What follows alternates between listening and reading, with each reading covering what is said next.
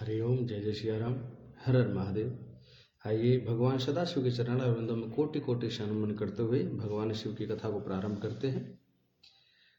पिछले भाग में हमने श्रवण किया कि श्रवण कीर्तन और मनन करने से भगवान शिव प्राप्त होते हैं। लेकिन सूत जी महाराज से शौनक आदि 88,000 ऋषिगण कहते हैं, प्रभु जो व्यक्ति जो जीव भगवान शिव के श्रवण कीर्तन और मनन करने में असमर्थ हो तो वह किस प्रकार से भगवान शिव को प्राप्त कर सकता है।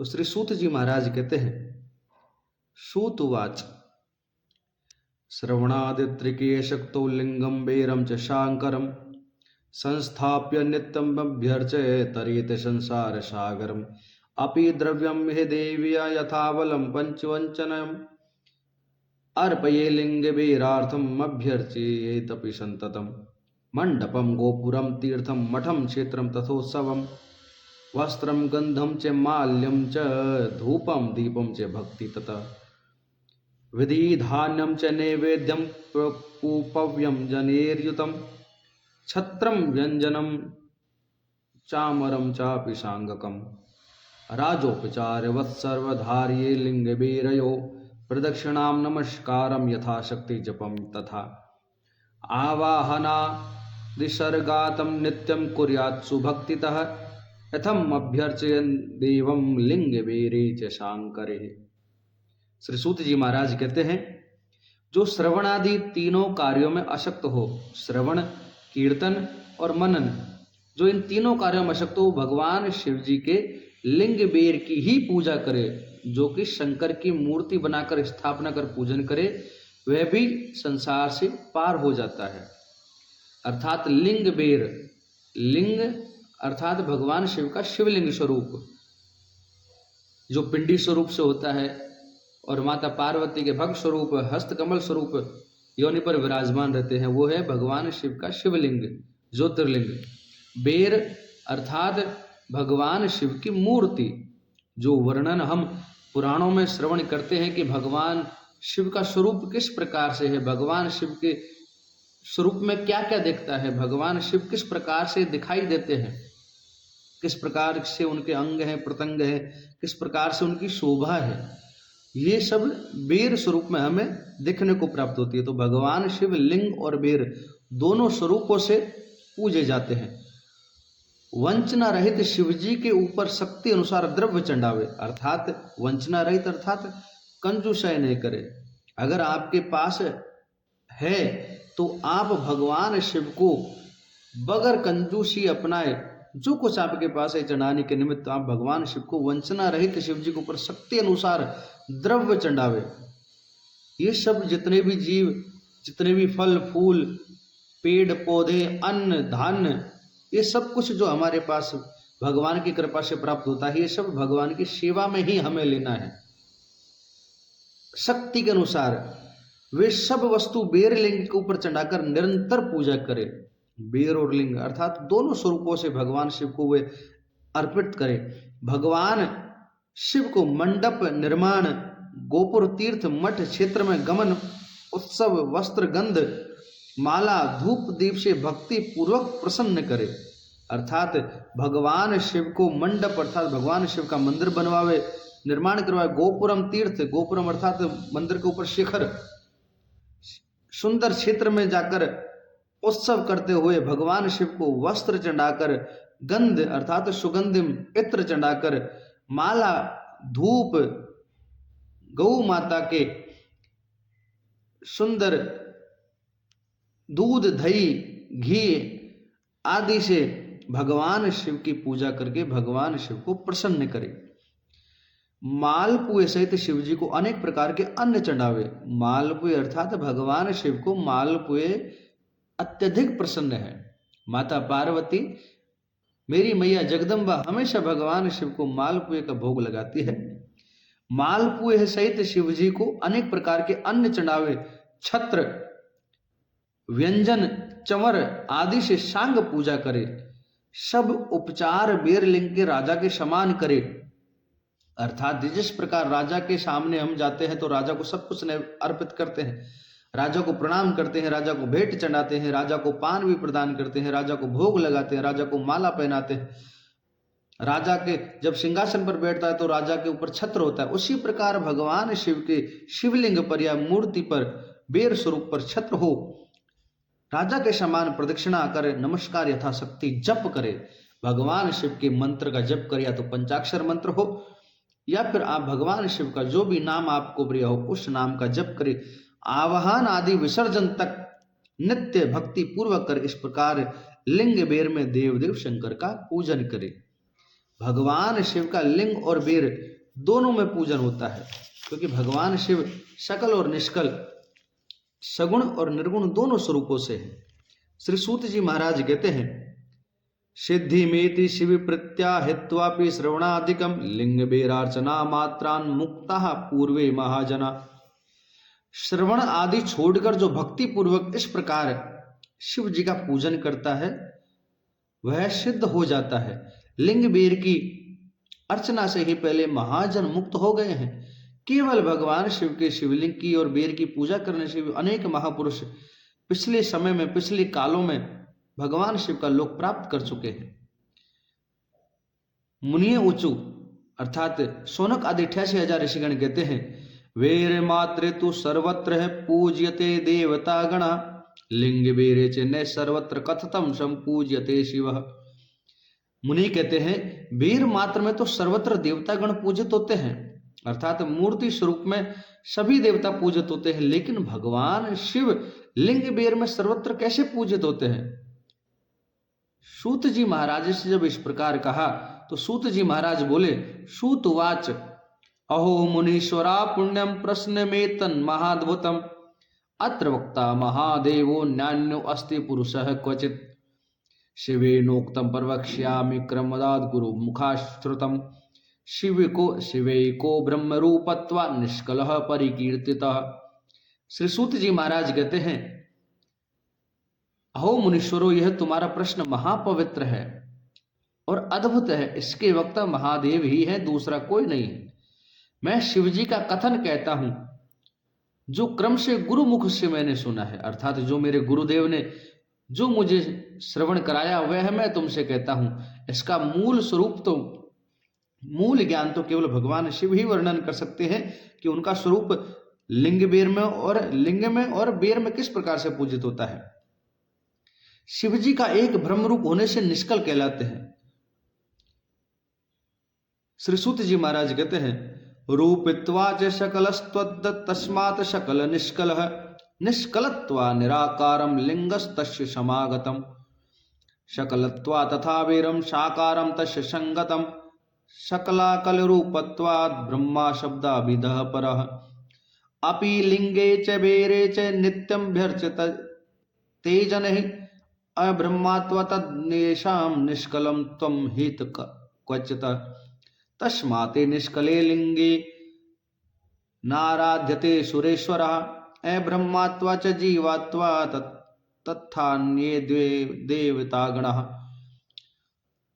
तुष्णि सकल मात्रत्वाद्यर्च्यते बेर मात्रके जीवत्वं शंकरान्येषां ब्रह्मत्वं शंकरस्य च वेदांत सारं संसिद्धं प्रवणार्थे प्रकाशनात् एवमेव पुरा पृष्ठो मंदरे नंदिकेश्वरः।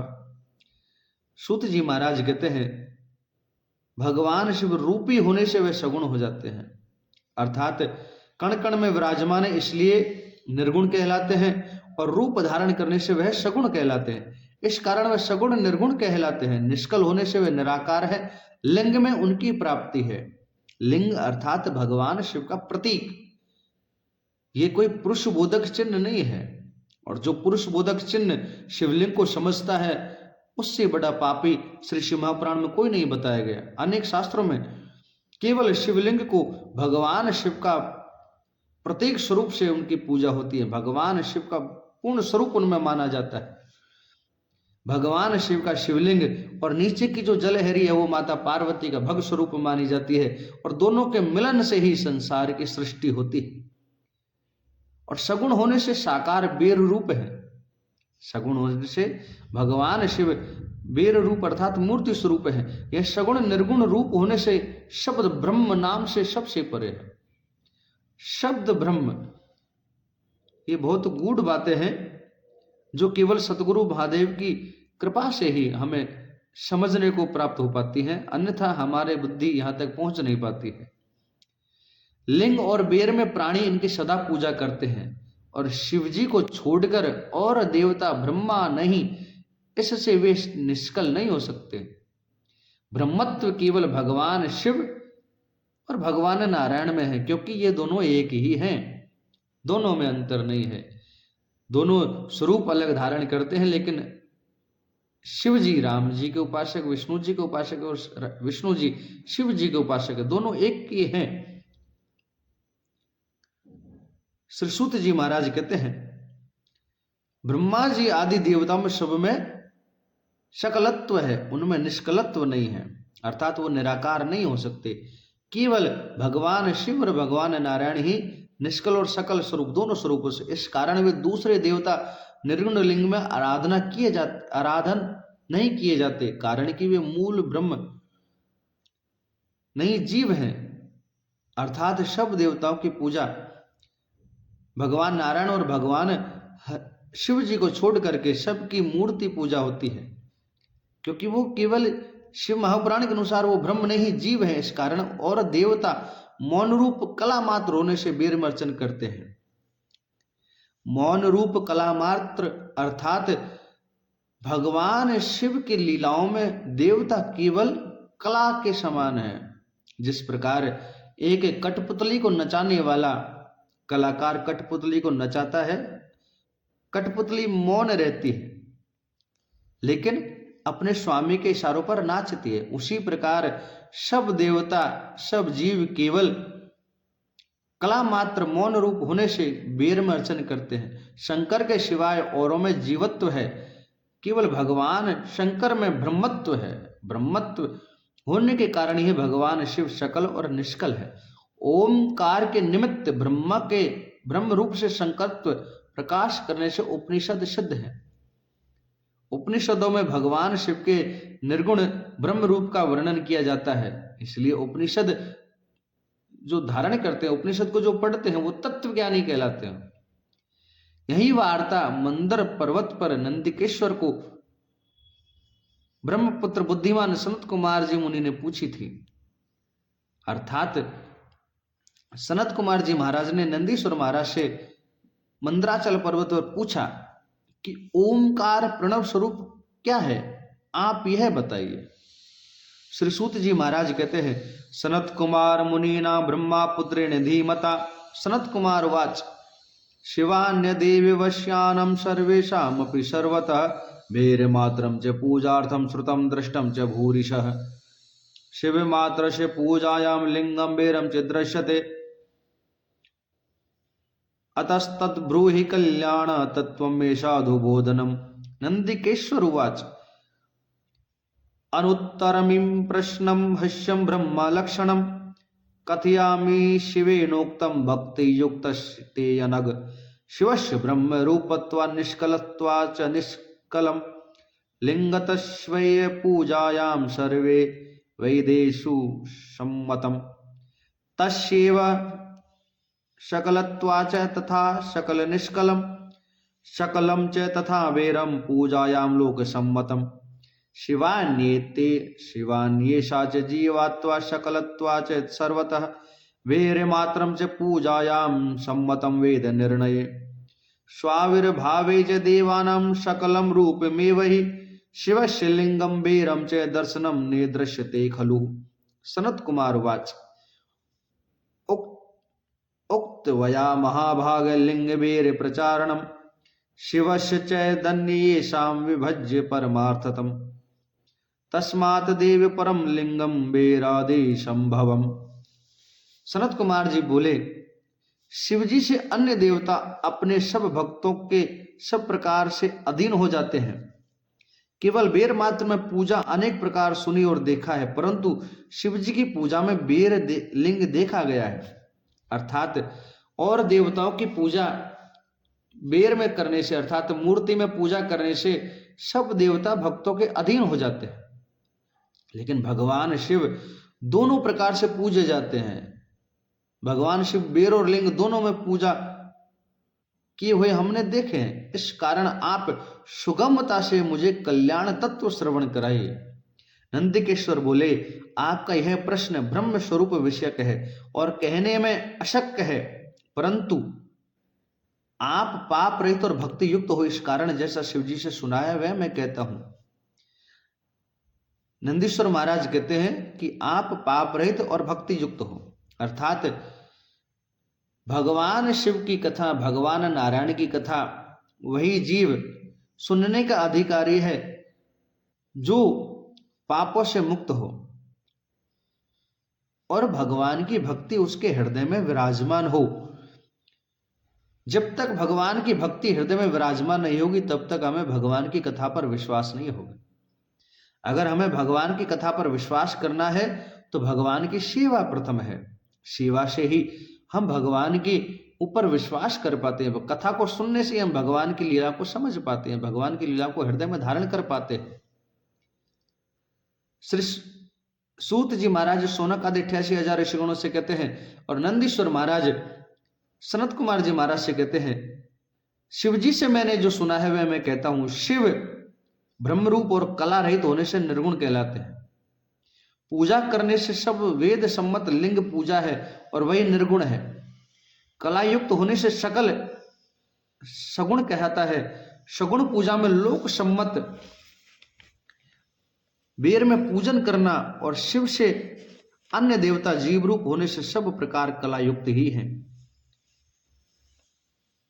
वेद में निर्णय करके पूजन में बेर मात्र का परिणाम कहा है, कारण कि देवताओं के आविर्भाव होने से उसका सकल रूप दिखता है। शिव का लिंग बेर शिव शास्त्र में दिखता तो है, परंतु वह निर्गुण होने से प्रमाण रहित भी है। अर्थात भगवान शिव का स्वरूप हमें पुराणों में सुनने को प्राप्त होता है कि भगवान शिव के शीश पर जटाएं हैं, भगवान शिव के गले में नाग महाराज विराजमान है, भगवान शिव के शीश पर चंद्रमा विराजमान है, वामांग में मां भगवती मां जगदम्बा विराजमान है, बाघ की चर्म पर भगवान शिव विराजमान होकर साधना में बैठे रहते हैं, तप जप में बैठे रहते हैं। ये स्वरूप हमें पुराणों में दिखता तो है, परंतु निर्गुण रूप होने से प्रमाण रहित भी है। अर्थात ये बातें हमारे समझ से परे हैं। सतगुरु की कृपा से ही हम समझ पाते हैं। भगवान शिव शास्त्र में जो लिखा है वो भगवान शिव ने स्वयं लिखा है। शिवपुराण को स्वयं भगवान शिव जी ने कहा है। शिव शास्त्र में भगवान शिव का स्वरूप दिखता है, लेकिन निर्गुण होने से प्रमाण रहित भी है। जो निर्गुण है उसे कैसे लिख सकते हैं, लेकिन सगुण स्वरूप लीला करते तो भगवान शिव दिखाई भी देते हैं। सनत कुमार बोले, हे महाभाग, आपने लिंग बेर का अर्चन कहा, शिव का तथा दूसरे देवताओं का भी विभाग पूर्वक परमार्थ से वर्णन किया। इस कारण उस परमात्मा के लिंग का बेरादि में जिस प्रकार प्रादुर्भाव हुआ वह आप हमसे कहिए। श्री नंदीश्वर महाराज से कहा कि आप उस निर्गुण स्वरूप का किस प्रकार से वीर में और लिंग में प्रादुर्भाव हुआ वह आप हमसे कहिए। हे योगेंद्र, श्रोतुम इच्छामि योगेंद्र लिंगाभिवा विर्भाव लक्षणम। नंदिकेश्वर उवाच, शृणु वस्त संभवत प्रीत्वा वक्ष्यामि परमार्थतः। पुरा कल्पे महाकाले प्रपन्ने लोक विश्रुते। आयुध्येत महात्मानो ब्रह्मा विष्णु परस्परम। तयोर्मानं निराकर्तुं मध्ये परमेश्वरः निष्कलस्तंभ रूपेण स्वरूपं समदर्शयत्। ततः स्वलिंग चिन्हत्वा स्तंभो निष्कलं शिव स्वलिंगं दर्शयामास जगतां हित काम्यया। तथा प्रभृति लोकेषु निष्कलं लिंगे मेश्वरं सकलं च तथा वीरं शिवस्यैव प्रकल्पितं। शिवान् ये से तु देवानां वीरमात्रं प्रकल्पितं। तत्वीरं तु देवानां ततद्भोग प्रदं शुभम्। शिवस्य लिंग वीरत्व भोग मोक्षं प्रदं शुभम्। इति श्री शिव महापुराणे विद्युत संहितायां पंचमोध्याय। श्री सूत जी महाराज कहते हैं, और नंदीश्वर महाराज सुनाते हैं, हे सनत कुमार जी, हे योगेंद्र, मैं उस लिंगाविर्भाव का लक्षण सुनाता हूं। नंदिकेश्वर बोले, हे वत्स, सुनो, मैं तुम्हारी प्रीति से कहता हूं। पूर्व काल में जो पहला कल्प था, अर्थात जब भगवान शिव ने सब की रचना करी, ये तो है नहीं कि रचना करते समय ही समय प्रारंभ हो गया। सब कुछ बनाने के बाद जब प्रथम कल्प की रचना हुई, समय की रचना करी, प्रथम कल्प की जो रचना करी, जो सर्वलोकों में विख्यात है, उस समय महात्मा ब्रह्मा और विष्णु का परस्पर युद्ध हुआ। उनकी मान दूर करने को उनके बीच में उन निष्कल परमात्मा ने स्तंभ रूप अपना स्वरूप दिखाया। उन दोनों के अभिमान को दूर करने के लिए भगवान सदाशिव जो निर्गुण स्वरूप है, उन्होंने, परमात्मा ने स्तंभ रूप, अग्नि स्वरूप से, अग्नि स्तंभ स्वरूप से अपना प्रथम स्वरूप दिखाया। तब जगत के हित की इच्छा से निर्गुण शिव ने उस तेजोमय स्तंभ से अपने लिंगाकार का स्वरूप दिखाया। उसी दिन से लोक में वे निष्कल शिव जी का लिंग विख्यात हुआ और सगुण रूप में बेर रूप की कल्पना की गई। देवताओं की यह बेर पूजा इच्छानुसार भोगों की देनेहारी है, परंतु शिव का लिंग बेर भोग और मोक्ष दोनों का देनेहारा है। अर्थात आप अगर भगवान शिव की मूर्ति पूजा करते हैं तो आपको भगवान शिव के लिंग की पूजा अवश्य करनी चाहिए। इति श्री शिव महापुराणे विद्वेश्वर संहिता भाषायाम पंचमोध्याय। बोले शंकर भगवान की जय हो। भगवान शिव के श्री शिव महापुराण की कथा को पूर्ण रूप से सुनने के लिए, जो पुराण में वर्णित है, अच्छे से समझने के लिए कि भगवान का स्वरूप क्या है, अगर आप जानना चाहते हैं और हृदय में धारण करना चाहते हैं, तो आप हमारे YouTube चैनल को सब्सक्राइब करें, लाइक करें, शेयर करें और कमेंट में हर हर महादेव, जय श्री राम अवश्य लिखें। हर हर महादेव।